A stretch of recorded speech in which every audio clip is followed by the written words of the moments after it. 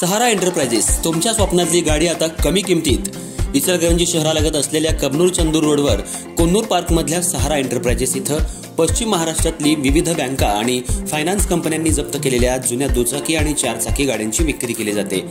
Showroom किमतीपेक्षा 25 ते 50% कमी दरात, उत्तम स्थितीत आणि संपूर्ण कागदपत्रांसह त्वरित डिलिव्हरी. दुचाकी 20,000 पासून पुढे तर चारचाकी 50,000 पासून पुढे. आपल्या पसंतीची कार किंवा बाईक आता अगदी परवडणाऱ्या दरात घेऊन जा. विश्वास, पारदर्शक व्यवहार आणि उत्तम सेवा हेच आमचं वैशिष्ट्य. पत्ता Konnur park, Kabnur Chandur road, Ichalkaranji. Proprietor Rajubhai Ajgar. संपर्क 8055810910 आणि 9860785786.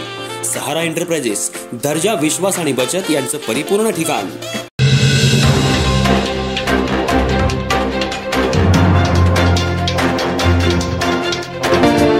नमस्कार, मी तेजस्विनी मगदूम.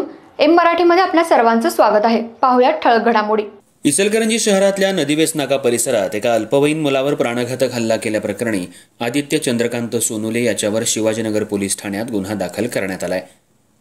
नदीवेस नाका परिसरात रात्रीच्या सुमाराला एका अल्पवयीन तरुणावर प्राणघातक हल्ला झाला.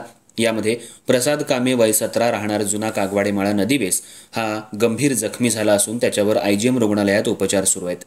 नात्यातल्या बहिणीला पळवून नेलेल्या आदित्य चंद्रकांत सोनुले या तरुणानं हा हल्ला केल्याचं जखमी युवकानं सांगितलं असून सोनुले हा त्याच्या पत्नीला नशा करून वारंवार मारहाण करत होता. ही माहिती प्रसादला कळताच त्यानं 4 दिवसांपूर्वी आदित्य सोनुले याला जाब विचारला होता. दरम्यान यावेळी त्यांच्यात वादावादी झाली होती. तसंच प्रसाद याला जीवे मारण्याची धमकीही दिली होती. मात्र आज तो वाद पुन्हा उफाळून आला.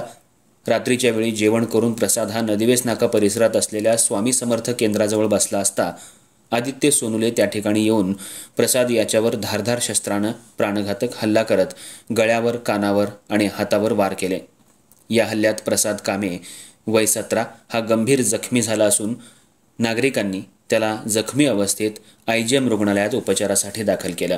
या घटनेची माहिती मिळताच शिवाजीनगर पोलिसांनी घटनास्थळी धाव घेऊन पंचनामा केला.